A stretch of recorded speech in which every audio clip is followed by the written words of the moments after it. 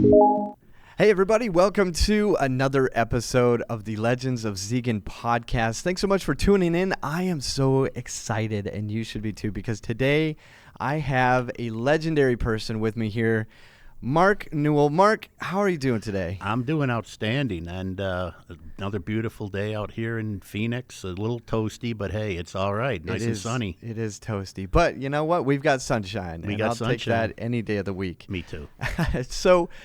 Well, I'm really excited to have you on the pod today, Mark, because I find you extremely fascinating. And, you know, one of the things that we talked about initially was your love and appreciation for boxing.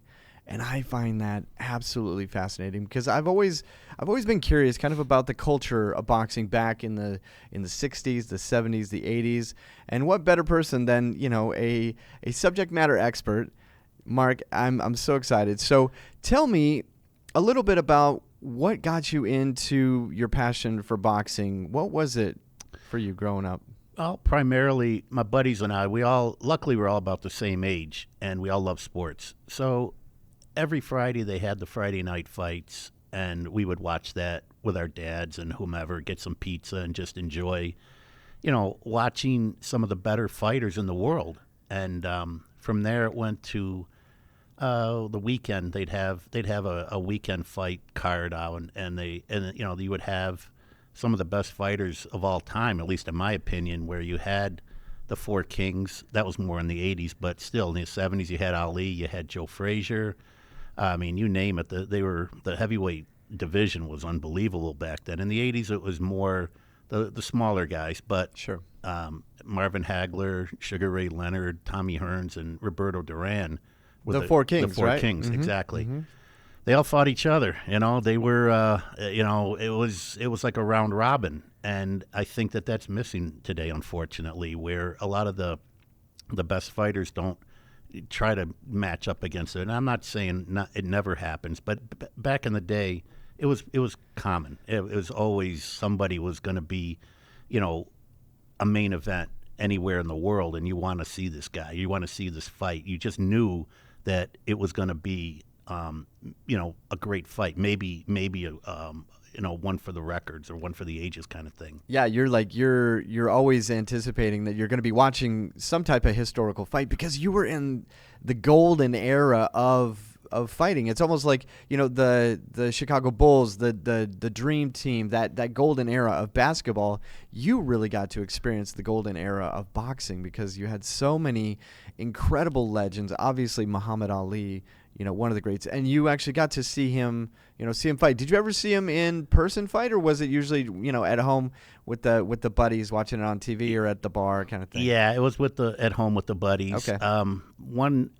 And unfortunately, I never did get a chance to meet him. I wish I did, but Yeah. I've met many other fighters over the years, primarily at the Boxing Hall of Fame where I grew up. But I did get a chance to see Sugar Ray Leonard fight at the Carrier Dome against a gentleman named Larry Bonds way back when, and it was something else. I mean, the whole the arena, the whole experience, I guess. You know, you had the old-fashioned cigar smoke, you know, going up where the ring is, like way back in time. And I thought, man, I wasn't around in the 50s, but you don't see this on TV because it just doesn't.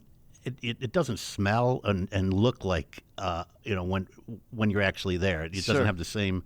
And I know it's hard to explain it unless you've been there, but it's truly something different. Like if you ever went to a football game or anything live, it's a different experience because you get to see all the players playing rather than just the quarterback and whoever he's throwing to or whoever's running the ball. So it was something else. I love that. And so you said you grew up near the Boxing Hall of Fame. Yeah. Where is that? The Boxing Hall of Fame, they have a few, but the International Boxing Hall of Fame, is in Canastota, New York, which is about 15 miles east of Syracuse, where I was born. Okay. So we had the opportunity to not only go to the Boxing Hall of Fame, but to the baseball, and you know that'll be another conversation for another day, maybe. But we were really lucky that we could, you know, go to the Hall of Fame, and we'd always go to a restaurant named Graziano's. And it was something else. I mean, a small little Italian restaurant, and people would get together, and we would talk boxing. We would just, you know, reminisce about fights. and say, yeah, man, the fourth round, you had him going. And, I mean, you're talking to the man who was in the ring, whether it be, well, I never did I met Sugar Ray Leonard, but I never really had a chance to talk to him in that depth. But other fighters I did who were world champions, and they loved it. They loved us, and we loved mingling with them. And that innocence, I'm not sure, genuineness is just something that it's hard to describe again unless you're there. And we had the time of our lives. In fact, people would leave the Hall of Fame and say, I can't wait till next year. I can't believe that, it's only like a 3-4 day event. Starts on a Thursday, first weekend of June, Thursday to Sunday. That those days went by like minutes. That's awesome. That you're in this hallowed sacred ground, right? Where just all of your heroes, right, growing up they're part of this history, and now you're there getting to meet these current day fighters that you get to watch on TV. You get to talk to them, shake their hand, talk to them about the fights that they were in.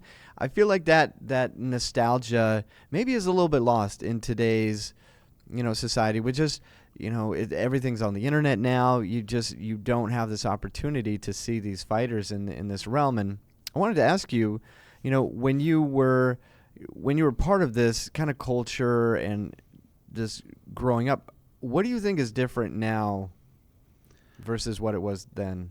In my opinion, I don't, like you were saying, I don't think that the connectivity is there so much. I think that a lot of the fighters today are more in it for the money, and I don't mean to disrespect any of them in any way, shape, or form, because I know what they have to go through as far as training, as far as sparring, taking punches. It's not an easy sport by any means, but you can see when you're watching a fight and a man or woman is starting to get tired in the third or fourth round, and it's kind of like, well, you still got another 5 or 6 or whatever left to go.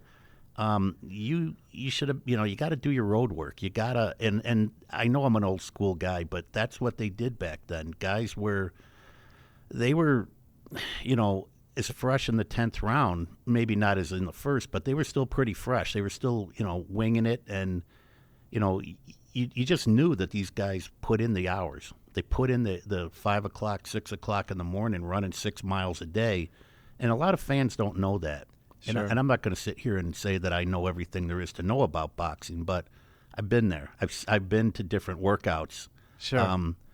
I've been to California and watched Manny Pacquiao train. Oh, Manny Pacquiao. Yeah. See, he is also a legend. Yep. Filipino, right? Yeah, Filipino, yeah. Which I think he is a phenomenal boxer. Not a very tall guy, but wow, he is fast. He's incredibly fast. Yeah. I mean, in his prime, he's just unbelievably fast. And he had a lot of power, too. The thing that blows me away is that I think his first fight, or one of his first fights, he had to put rocks in his pocket to make weight. He was so small. And I think the first fight he came to the U.S., he was only weighing like 108. I could be wrong on this, but I'm pretty sure, it's something where we never heard about him at the time. Yeah. And I watched him, beat the champ. I think his name was Haulo Ledwaba. I don't remember, but the pronunciation. But you knew when you saw him, it's like, oh my gosh, this guy is something different. There's something special. There's something about special. This guy. You could sense it, like Leonard or Ali or any of them. So I followed his career because I did a little research about him as far as his helping children, helping the people in the Philippines, and it just, his legend started growing, that he was just beating people up left and right with that speed. Yes. But the way he did, the moving up in weight, I think he fought one fight, I can't remember exactly. I think it was about 160, 156, somewhere in there. And the man's like 5'6". Yes. There's not an ounce of fat on him, and I would say 100, maybe 120, 130 pounds maybe would be a good 100, but he came in at 108. He's fighting guys much bigger than him and beating them. Yeah, incredible. He's definitely a Cinderella story. Are there any movies out there about Manny Pacquiao? I'll have to look, but I think that would be fascinating. Yeah, I don't know. I know that they had something that was out there. I can't remember exactly. It was either a documentary. I don't know that it made the big screen so much, or at least that I'm not aware of it. But I think his story, and I know we've kind of morphed into talking about Manny, but Oh, I love that. his story is incredible, in the sense that he came from nothing. He was poor. I don't remember. I think he has like a 5th grade education. Again, I might be off on this a little. And he had to do whatever he could do to just make money.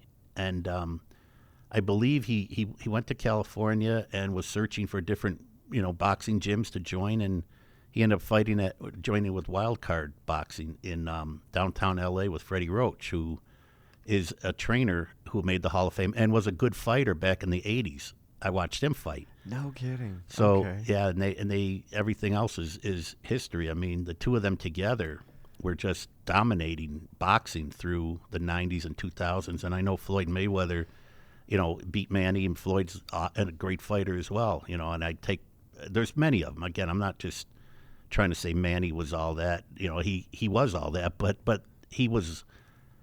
I think the story. The whole Manny, his story, his perseverance, the whole thing, that he would walk into a ring knowing that the whole country would come to a stop. Sure. Crime, whatever was going on in the Philippines would just end.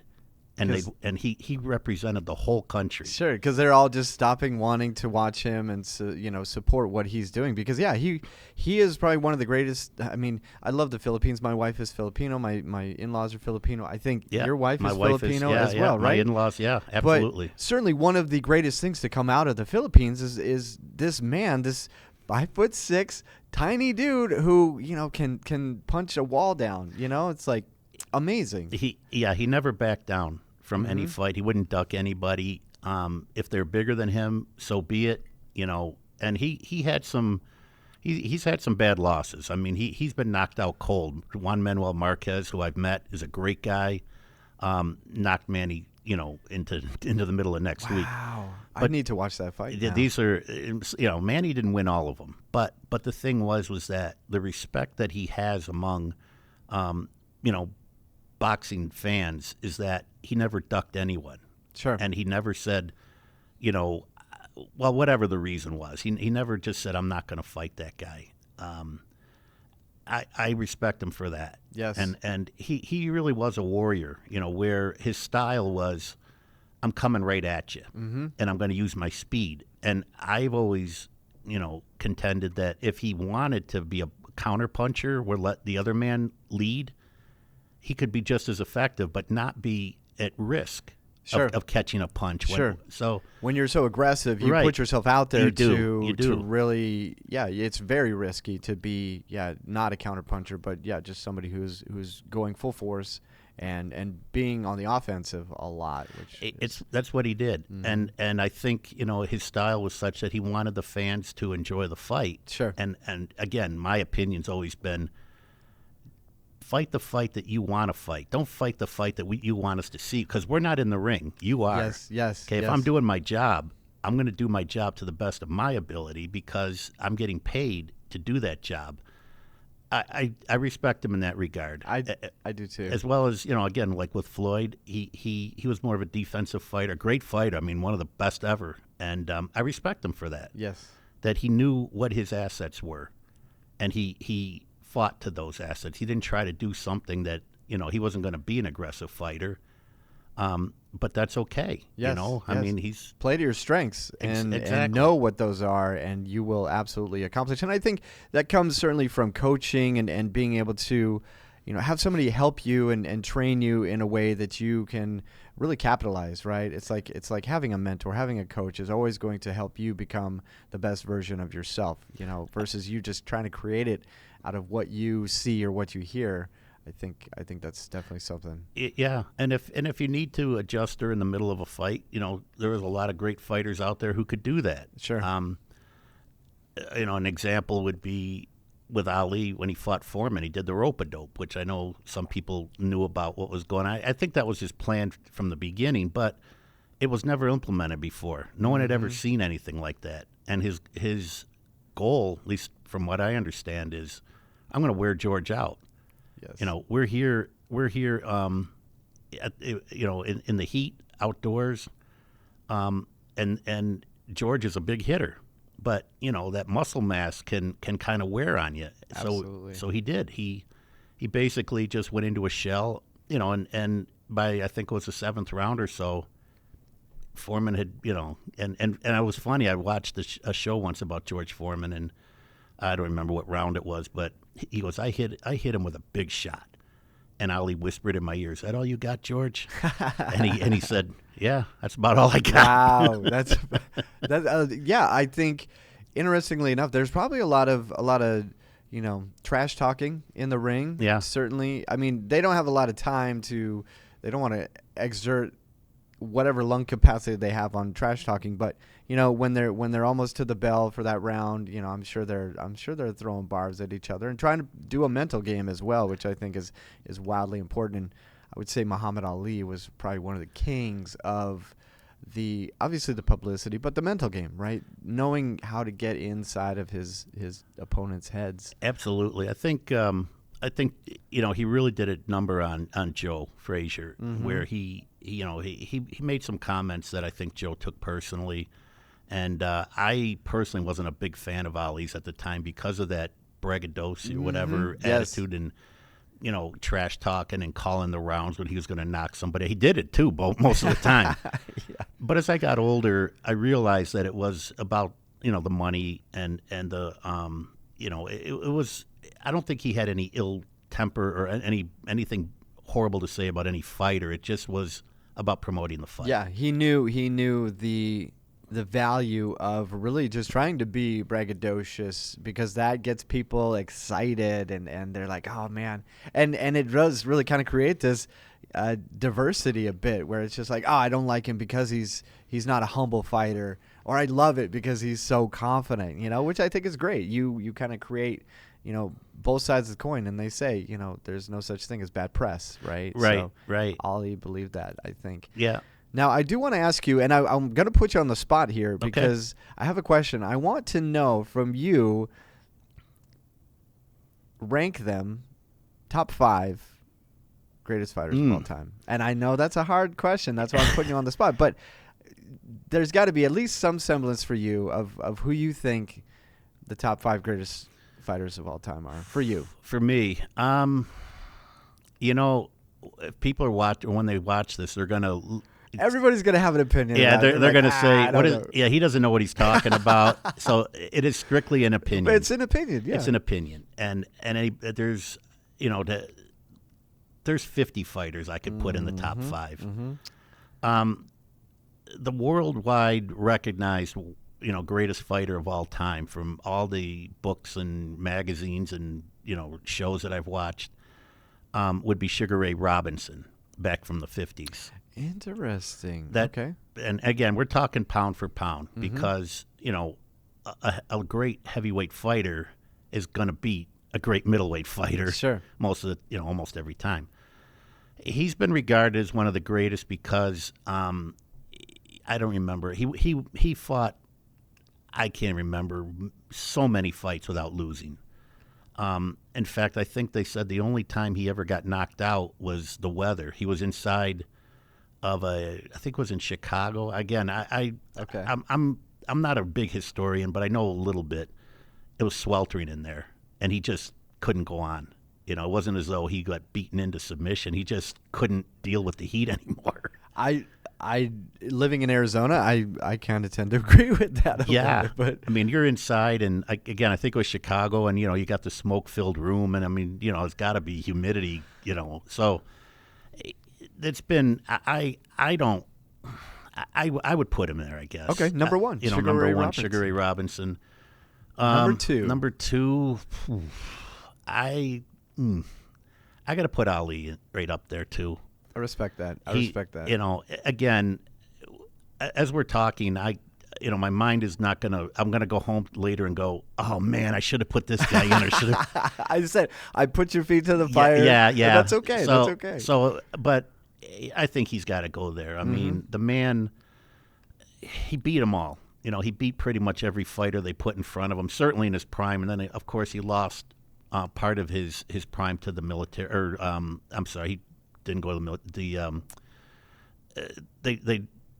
They took away his license. I mean, he didn't fight, I guess is what I'm trying to say, for many years or for a while, while he was in his prime. Sure. So he never even had the opportunity to fight for, I don't know what it was, 3, 4, 5 years, something like that. So I would put him in there. Okay. Number 3, drum roll. Drum roll. Oh, boy. There's so many fighters that go back into the 20s and 30s that I know about. Sure. But I really couldn't tell you how good or how, I just know the names, like Gene Tunney, like Jack Dempsey, guys like that. So I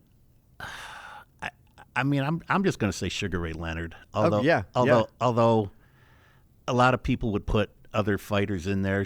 But this is your list, man, not anybody else's list. Well, it's my list and being put on the spot, too. So yeah. I'm going through, the list of fighters. Well, there's so many elements to consider, too, right? Obviously, just their records, right? Yeah. Who they were able to defeat. Yeah.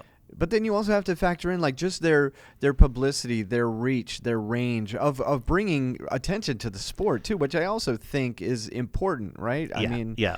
You have all of these amazing fighters, right? But then there's just these ones that rise to the top because of so many elements that make them great, right? I mean, any boxer out there that's, done a decent amount of fighting deserves to be in that list somewhere, right? But yeah. I mean, but there's just the ones that rise to the top. So yeah, I respect that. Yeah, I mean, I think that based on what you're just saying, no one did anything greater for the sport of boxing than Muhammad Ali. Yes, I mean the man is still, after passing, he's still revered as one of the not only the greatest fighters in the world, but one of the greatest humanitarians in all the work that he's done. Mm-hmm. And again, I've met many fighters, and never met him at the Hall of Fame, who are outstanding individuals. Right. I mean, they're most of them have really big hearts, but I would say he's that. But anyway, getting back, Number 4. Let's go with Joe Louis. Joe Louis, yes. Okay. He fought, back around in the 30s and in World War II era. I don't remember. He had so many guys that he beat in a row, and there's always been the speculation: how would he do against these fighters today? Today, yes, yeah, because you had the Ali Marciano, all that. Again, I'll go home and go, well, I don't know, maybe I should. But these are among the greatest, and of course. Number 5, I got to put Roberto Duran there. Ooh, the man. He fought Leonard, he fought Hearns, he fought Hagler, and he was the smallest by far of the 4 of them. I think if he stayed at, let's say, 135 pounds, he'd have cleaned it out. I mean, you couldn't beat him at that weight. He was fighting guys, again, like Pacquiao, much, much bigger than him. Yeah. And holding his own. Tommy Hearns knocked him into the middle of next week, okay? Tommy Hearns knocked a lot of guys into the middle of next week. Sure. I mean, it's just a big hitter, right? He was big, but he was a lot bigger than Roberto Duran. So again, it's about styles. But he was the first man to beat Sugar Ray Leonard, and he gave Marvin Hagler all he could handle. Hagler won a decision, but I'm saying it was tough. And you're talking about a guy who's 30 pounds lighter walking around. Today he's a lot bigger, but I'm saying when he was fighting, he was much smaller than these fighters. And that makes a huge difference in just, I mean, obviously smaller gives you the ability to be more agile, potentially, not necessarily. I mean, let's Tyson, right? I mean, that's a big dude, and he's fast as hell, Yeah, and so yeah. it's like you have to, obviously, we talked about it, playing to your strengths, right? And knowing where you can really shine and defeat your opponent. That brings me to a great point. I do want to recap though. So Sure. if you want to change any of them. Yeah, as you're talking, I'll probably more will pop into my head. But so we got in the 5th spot, Roberto Duran. Mm-hmm. 4th spot, Joe Louis. Mm-hmm. Number 3, chiming in at Number 3, bronze medal, Sugar Ray Leonard. Number 2, the great Muhammad Ali. And number 1, Sugar Ray Robinson. Yeah. Final answers on that?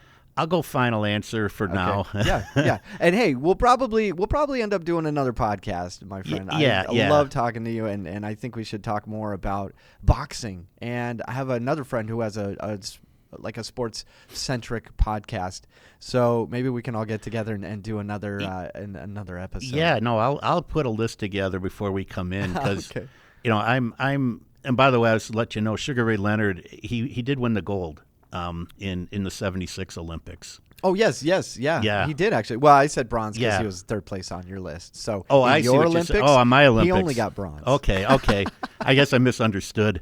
But yeah, I mean, I'll come in with a list because there's, like I said, there's so many great fighters. Sure. Back, Jack Johnson was a great. I mean, you name it. There's again 50 of these guys. I mean, there's a Hall of Fame dedicated to all of these incredible guys that have bled and sweat in the ring, gave it all they could. Absolutely. Right? So I mean, absolutely. they all deserve to be on the list. But again, people love lists, right? Yeah. They love rankings, and I just wanted to put you on the spot and see what you would say. No, that's fine. I mean, anybody who would disagree, I would say, look, it's fine. Everybody has their opinion. Right. It's just any sport. People have their favorites, right? And maybe this isn't even your list of favorites, right? And that's going to lead me into my next question, is if you could, sit down right now with any boxer in this room, who would it be? Could be dead or alive. Dead or alive. Ooh. If you got an opportunity to sit down and have a conversation. Well,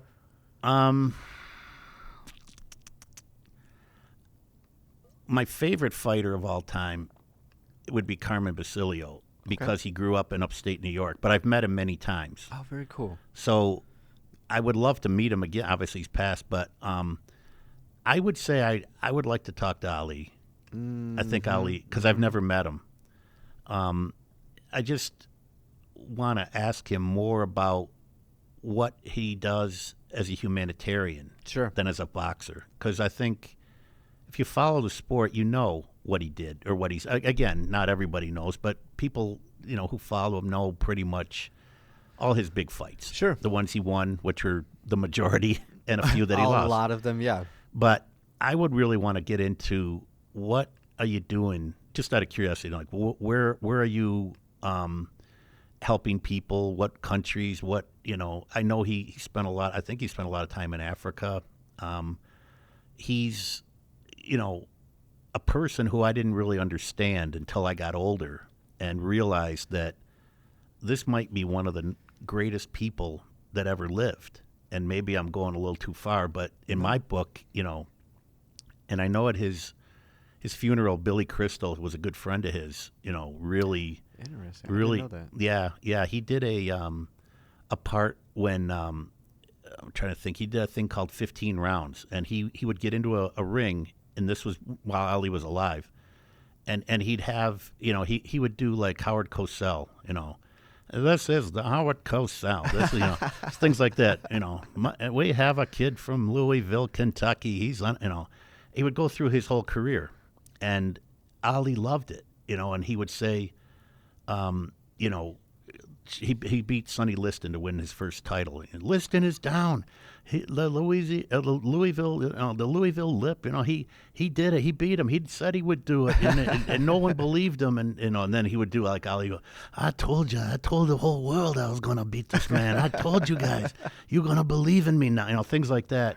I would love to just talk to him, about the things he's doing, but about that too, just his early, career before he really, he started fighting Joe Frazier and George Foreman and all them. But he was a real interesting guy. But Billy was close with him, real close. He called him his little brother. That's very cool. Yeah. I love Billy Crystal. Yeah, Billy Crystal was they're tight. That's very cool. So, and speaking of, I guess, Billy Crystal, comedian, has been in amazing films. Mm-hmm. Love them. Mm-hmm. Definitely in the 80s. Mm-hmm. And I want to ask you, have you watched some boxing films? Absolutely. Yeah, I've seen, Gosh, well, obviously, a lot of these are like Rocky. Mm-hmm. Mm-hmm. I love the Rocky movies, and it's not because it's the perseverance, I guess. I mean, we all know that the fight, if a guy took that many punches to the head, they're going to stop the fight. I mean, Yes. but to me, it's representative of what we all go through in life. We all take punches to the head, but you keep getting up, no matter what happens in life, and that's the message that I got when I first watched it. And one thing I learned too after years of watching, all the Rockies, was it was a love story between him and his wife, Adrian. Yeah. Yo, Adrian.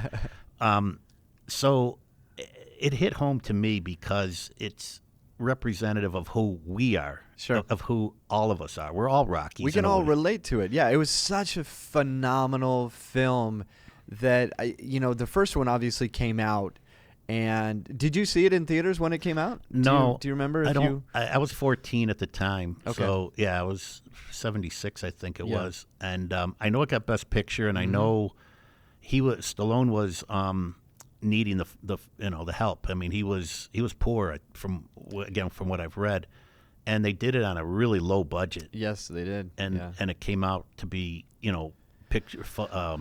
picture of the year. Phenomenal storyline, just amazing action with the ring and all the fighting and stuff. And then the second one came out, and the entire franchise, just became something, right? I don't think they ever anticipated it. And I wanted to ask you though, as far as boxing films, did you see the Ali film with Will Smith? Yes, plays Ali. Yeah. And I just want to ask you, somebody who watched boxing and now it's definitely.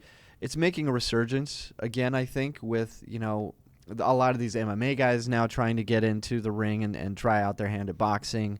But you've also got some really great up-and-comers. But I wanted to ask you, from a film perspective, which one do you think plays the best? Like, which one do you like the best? My favorite boxing movie, doesn't have to be. Sorry, go ahead. No, it'd probably be Rocky. Yeah, okay. Because we can all relate. Mm-hmm. But the Ali movie was great. Raging Bull, I think, won an Academy Award with De Niro. Yes. I watched it many times, and I was really impressed with the I guess the interaction between the brothers, between Jake LaMotta, who I've met before. Oh, very cool. Yeah, I met Okay. him, and his brother. Trying to remember who played him. Joe Pesci. Oh yeah. Mm-hmm. It just has that old-fashioned feel. I mean, obviously it was in black and white, but those were times that I was born in '62. I wish I was around in the '50s. I kind of enjoyed a cool era, very cool, very absolutely nostalgic. And then obviously, yes, you've just got this whole East Coast. You're grew up on the East Coast, New York. Like there's something special about that culture, about that vibe, and so yeah, I think that's it. Really is. I mean, like I know that this is more of an analogy, but the leaves are turning back east right now, and there's that smell in the air. Yeah, the color, the whole thing. It's real. Yes. It's genuine. Yes, and I liken that to the way boxing used to be. I know it's been corrupt forever, so I don't want to sound like it's the perfect sport or anything, but there was a genuineness about the fighters in that one guy wore white what do you call it? Trunks with a black stripe. Somebody else wore black trunks with a white stripe. That was it. There was no flash. There was no glitter. There was entrance songs. Yeah, none of that stuff. No smoke machines and the interviews I know were really boring, but it's like, well, what do you think about? Well, I'm going to do the best I can today, and we're going to try to win. And then at the end of the fight, you shook hands. Yes. There was no animosity. Right. I'm sure there was, but I'm saying that it was two men in there trying their best to make money. That's their living. Yeah. Just like anybody else. Yes. And I think the respect was there. There wasn't trash talking as much. I mean, yeah, like you said, during a fight maybe, but you didn't have any build-ups or any of this stuff. And sure. Yeah, like guys facing off in the ring during the weigh-in, and they're trying to beat each other up. Like that probably didn't happen very much back then. There was a mutual respect that that happen. And now I think a lot of these guys just do it for the hype, to hype the fight. And hey, it's like whatever shenanigans they can get into now, right? It's just like it's all for the hype and the promotion, which I get. Like, that's a huge piece of boxing, right? Yeah, and times have changed. I mean, I'm not, saying that we need to bring all that back, but I'm just saying that I'm glad that I could at least be kind of a part of it, that I didn't catch it all, but I caught some of it as I was growing up. Yeah. And it'd be nice to, to have maybe some of the younger kids kind of go back and just take a look at it. You don't have to watch it all, because I know they'll be like, oh my gosh, I got to go through all this. But just the way people would again, they respected each other. They did their thing. There was no frills. I mean, sure. But and maybe a lot of people would say, well, that was really boring. Well, you know what? It was real. It was real. Yes, authentic and real. I do want to ask you in that turn then, again, putting you on the spot. Okay. Apologies, but this is fun. I'm having a great time kind of asking you these great questions. It's okay. What is if you're stranded on an island, you had a little video player and you could only watch one fight over and over, which one would it be? Wow. Boy. Another tough question. That's a tough one. A lot of them come to my head. I'll be honest with you, not because a major title was on the line, or two of the most famous boxers fought. Like Ali and Frazier in Manila is considered to be one of the greatest of all time. Yeah, the Thrill in Manila is iconic. It really is. But there's a gentleman that I know who I think the world of, and not a lot of people know him. He lives up in Stockton, California. His name is Alvaro Yaqui Lopez. And he fought Matthew Saad Muhammad, who's one of my favorite fighters of all time. Okay. And we can get into Matthew. His story is incredible. But the bombs that those two were hitting each other with was unbelievable. Just unbelievable. Two light heavyweights, and they wouldn't back down. Wow. You're wondering which one's going to fall first, yeah. and they just kept going. I mean, these were clean shots. Sure. And another one, although the fight was a great fight, but the round to me is the greatest. It was Mickey Ward and Arturo Gatti, their first fight. I'm going to say it was maybe 7th or 8th round. I can never remember. A lot of people are like, man, if you're a real boxing fan, you should remember this. That's okay. There's so many amazing fights. But yeah. But that particular round, Mickey hit Gatti in the liver. That was Mickey's shot. The left hook to the liver and put him down. Mm-hmm. You don't get up from a liver shot. Yes. Okay. Gatti did. And not only did he do it, he was hitting Mickey. I mean, that round, Jim Lampley and I'm trying to remember who else was on, the trainer. I'll have to think of him later. They're screaming. They're like, I can't believe this. I can't believe what's going on. What they're witnessing, right? Like, these guys are finding something, some power, some superpower within themselves to keep going, getting up and getting back into it. Emmanuel Stewart, he was a trainer for Tommy Hearns in Detroit. But they're screaming and yelling. And I saw a piece on HBO years later, and they showed that fight because they were showing what Gatti had passed away. Oh, yeah, okay. And they were interviewing Mickey. And I know Mickey personally. He's one of the nicest people ever made. Tough as nails. Very cool. Tough as nails. I mean, I feel like you'd have to be, but that guy especially. It's just he's like a piece of iron. He really is. I've watched him train. I'm just like, I have no idea how he does this. That's so cool. But they had a piece on HBO about the fight, and Jim Lampley was being they had a piece on him, and he was crying. He said, I was out of control because the fight was out of control. He said, what those two did, it's not human. And he was crying while he was saying this. You could see the redness in his eyes. Interesting. Wow. It just said it blew me away. It's just so emotional because you're witnessing like two powerhouses, two guys going at it where you think that they should be done. Like, no human body can kind of go through that. Nobody has that wherewithal, but somehow, some way, they dug deep within themselves. Who actually won that fight? Mickey won that. Wait a minute. Yeah, Mickey won that fight. Okay. And then I think the other two, I think Gatti won the final two. They had a trilogy. Yeah. Gatti box more. But there was another fight. It was, again, a round that blew me away. And I don't think anybody's going to remember this one. It was on ESPN in like 1981, maybe 82. Okay. John LoCicero and William Caveman Lee. I love that name. That's amazing. Okay. And again, this was around the 5th or 6th round. You're in Detroit, middle of July. It's 120 degrees and whatever, boiling. And the two of them are hitting each other with punches to where they're both going to go. You can see it. They're staggering. They're just flopping all over the ring, and Caveman Lee LoCicero hit him. He went down. And then Caveman Lee gets up and he knocks LoCicero down. And I mean, they were just in the same round. Just epic. It was epic. Lee ended up winning the fight because LoCicero, I think, was a combination of he was tired, he'd been hit a lot, and Lee won the fight. But when I see two guys, two warriors, or women too, anybody, give you everything that they possibly can give and then give some more, I can't. To me, it's a lot better than watching somebody who just crushes another fighter. And again, I don't disrespect what they're doing, but to watch the heart of a fighter and to see how far they can go, how much they can take. Yeah.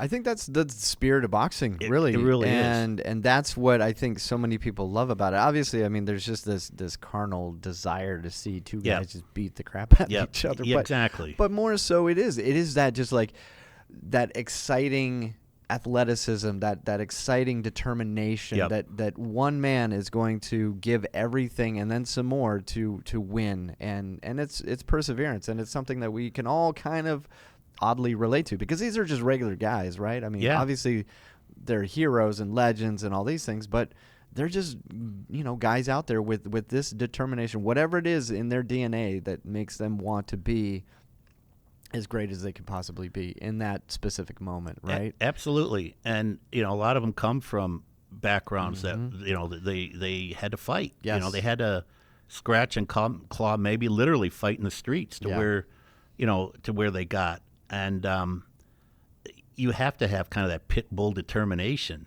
Yes. And again, for me, that's a quality that it hits hard. It hits home to me more than any other quality. I do respect anyone who can get you out of there in one punch, like George Foreman. Sure. I do respect anybody who can, is a great boxer like Mayweather. They're awesome at their craft, but. Right. To watch anyone, whether you're a world champion or, somebody who's just in their first fight, to get in there and take it and keep coming. Yes. Mm-hmm. There's a line in Rocky that I never forgot. It was Creed's trainer who he came up to Apollo Creed. This is in the second movie. Mm-hmm. And they're like, I want the rematch. I beat him, but I didn't beat him. Everybody said and he come up to him and he goes, what are you afraid of? And the trainer said, I seen you beat this man like I seen no man get beat before. And the man kept coming after you. He said, we don't need that. I heard that the first time. I'm getting chills up my spine. It's inspiring. It really is. Mm-hmm. And I realized that it's a movie. And I realized that, it's all, again, it's a movie. It's scripted, not scripted, but mm-hmm. we fight those fights every day, all of us. Yes. Whether it's a mental fight, physical fight, whatever it is, that we have it within ourselves to take ourselves off the floor. Yes. And to persevere. And keep on going. Keep on going. See what you're capable of, and then you'll have confidence to go and do something even greater the next time. You're learning from your mistakes, learning from those failures. It's boxing is so much about life, right? There's so many elements that I think we could get into about it. It's fascinating to me. It is to me too. Mm-hmm. And again, it's not about who wins or loses. It's not about a right cross or a left jab or whatever. It's about the perseverance. It's about knowing that I don't care how great you are, you're going to get hit in the ring. Mm-hmm. Okay, I'm not doing it. I'm not going in. I don't like it. I wouldn't either. But to watch this, it's pretty inspiring, like you're saying. But at the end of the day, to say to both fighters, great job, guys. Yeah. Who won and who lost, fine, you know. And that's really what we talked about, too, at the Hall of Fame, is that we don't get into who won and who lost. We don't argue, the judges messed up or whatever. I mean, we might talk about it, but no one really gets spun out about it. It's more of, dude, you were one heck of a fighter, man. Yeah. And they respect that because they know that we mean, like we see who you are. We see the warrior in you. Yeah.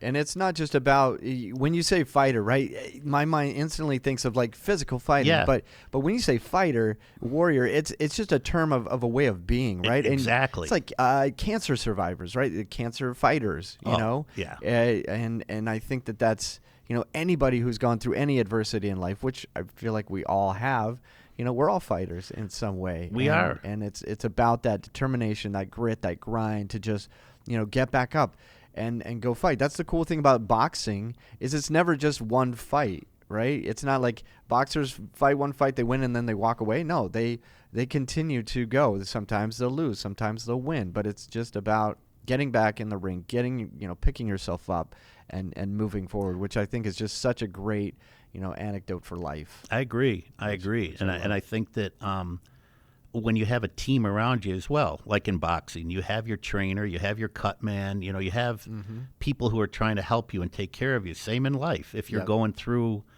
mental issues or you're going through something physical, whatever, you have family, you have friends, you have people there to say, look, you don't walk that tightrope by yourself. Yeah. Okay. We're going to be we'll be your safety net. We're here for you. Yeah. I think that's, something that people can say, I can do this. Yeah. It's not all about my own desire to get better or to whatever. I have friends. I have family. I can do this. And, I think we could use more of that maybe. I agree. I think, yes, trying to, just surround yourself with people who are going to support you, right? And again, it's about building your team, building your inner circle, building your outer circle, right? Of people who are going to be there to encourage you, help you when you fall down, right? Celebrate you when you win. It's I don't know. I love having this conversation with you about boxing because we can spin it into such a, an esoteric thinking of life and how, it's the human condition, right? It is the human condition. Yeah. I mean, to me, that's why we're here. We're here for each other. Yes. And, without getting weird or anything, we're not here forever. So while we're here, why aren't we helping and supporting each other? Because each one of us brings something to the table. Yeah, I agree. And none of us are perfect, but we have a whole lot more in common than we do differences. I agree. Oh, man, that's perfectly said. Now, I want to segue that. That's a perfect segue into, we talked about, what you're doing now that you're enjoying retirement here in beautiful Arizona. Absolutely. And you talked about, working with St. Vincent de Paul. And so I wanted to give you an opportunity to kind of share a little bit about, what it is that you're doing, what St. Vincent de Paul is, and if there's anything, out there that you'd like to, encourage people to do. But first and foremost, yes. What are you doing with St. Vincent? Well, just recently I took a tour of the facility. It's in Phoenix, downtown Phoenix. I think it's the biggest one in the country from what they were saying, certainly in the state. And my thoughts about St. Vincent de Paul, because I go to mass every week, was that we need the pantries filled. We need cans, and that's part of it. I didn't realize that they have facilities there to house people, to get them on their feet. They serve 7,000 meals a day. Okay, that's incredible. I mean, it's and again, I toured everything. I saw the kitchen. I saw some of the wings where people just kind of mingle and play cards or whatever. It's just a place where people can get together and enjoy each other's company. Obviously, they're not doing so well as far as finances, but it's okay. They even have an area where my friend, he's a dentist. They do dental work for people. That's very cool. Yes. And he told, I can't remember, but the pricing is like almost nothing or what, They take the time to take care of people. He showed me a wall of teeth or something. I forgot what it was called. Wall of smiles. Maybe that's what it was. That's bad. Yeah. Okay. Yeah, wall of teeth. But it showed me where so and so's teeth were like this at one time for whatever reason, for birth or smoking or whatever, and what their teeth look like today. Sure. And it's incredible. It's life-changing for a lot of these people where they're like, smiling is so integral in human interaction and communication, right? And so being able to have a nice smile, it's life-changing for a lot of people. It is, and I think they perform, health services as well, like Sure. if you need to see a doctor or whatever. So I guess what I learned out of it is it's more, there's a whole lot more to it than I ever imagined. I just thought it was, food pantry, like, giving bags of food to people less fortunate, right? But so many services built into this organization, which I think is fantastic. Yep. And so what are your plans with St. Vincent de Paul? What do you want to be doing with them or Well,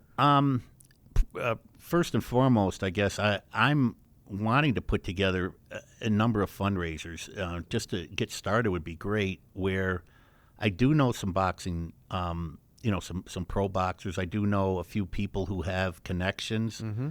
Like I met Sugar Ray Leonard's son. Yes. And very cool. I'm trying to see if we can get his dad to come out, and see if there's how much he's going to ask for, to do a fundraiser for St. Vincent de Paul. And there's a lot of boxing gyms in the area that could be, upgraded too. The paint. I mean, you walk into a gym, it's not supposed to smell like roses. Okay, we know that. Right, yeah. Okay, it's supposed to have a little bit, but I'm Sure. talking about equipment that, could break at any time and somebody can get hurt. Right. That's the kind of stuff I'm saying. Right.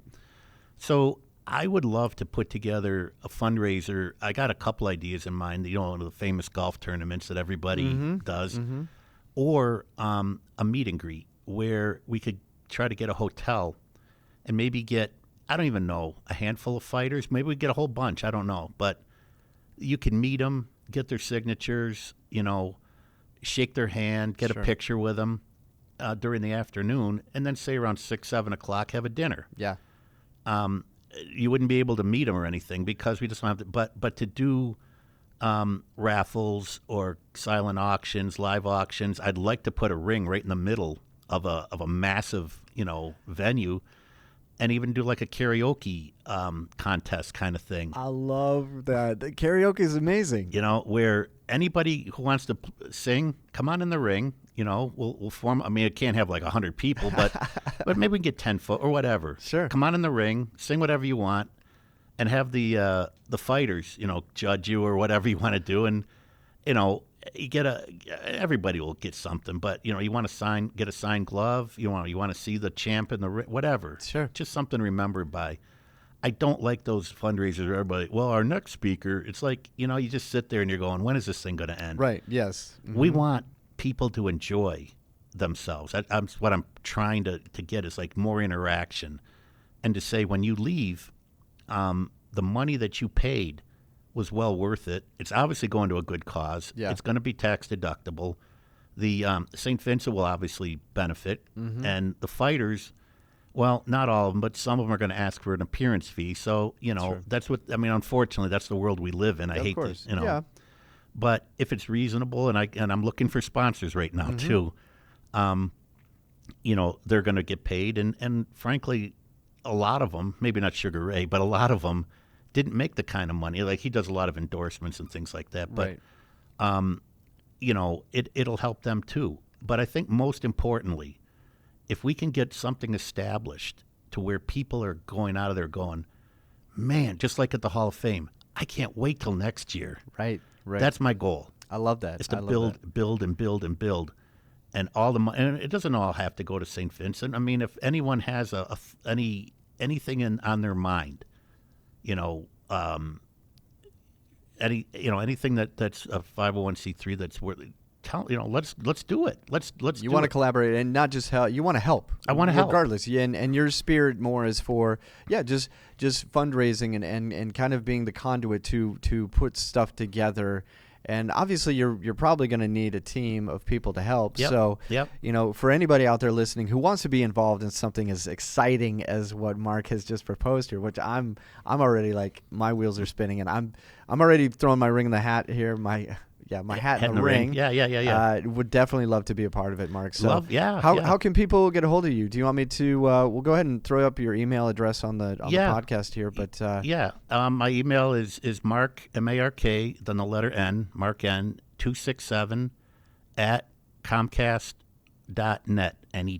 Okay, perfect. Okay, and I also was at a amateur boxing show this past weekend, and I met an individual who owns a few of the gyms, and he came up to me and the dentist. We were sitting together, and he said, "Are you guys okay? Everything fine?" And I was like, "Yeah, everything's great, thank you." He it was $25 seats, but I'm saying he paid for them, and I thought that was really cool. That's very cool. So I said to him, "Sir, would you consider doing a fundraiser, or would you consider, trying to make money to help St. Vincent de Paul?" And he looked at me and he said, "Anything you can do, I would greatly appreciate."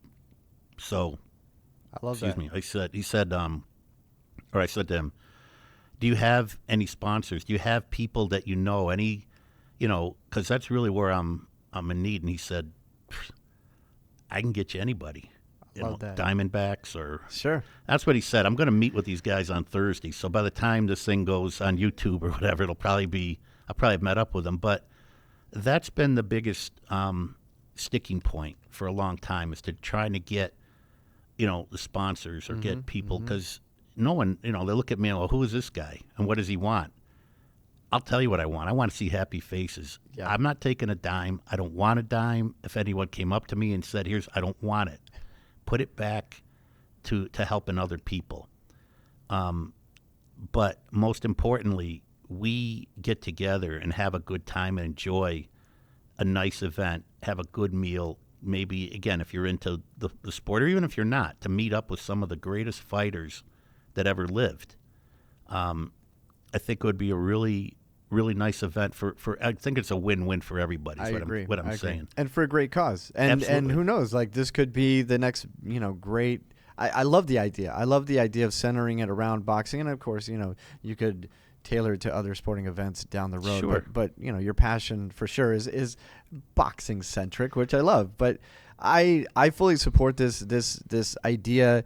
You're creating this, this amazing opportunity for you to participate in something, give back, but also give so many other people the opportunity to participate and give back as well. And that's, I think at the core, it makes you feel good, and you're also helping people. Yeah. And helping them feel good. So you're right. It's an absolutely win-win. And we can also, get some fighters. I have one in particular I talked to. He said to me, "If you want me to come out and just make a speech about where my life was, and like with Manny," Yeah.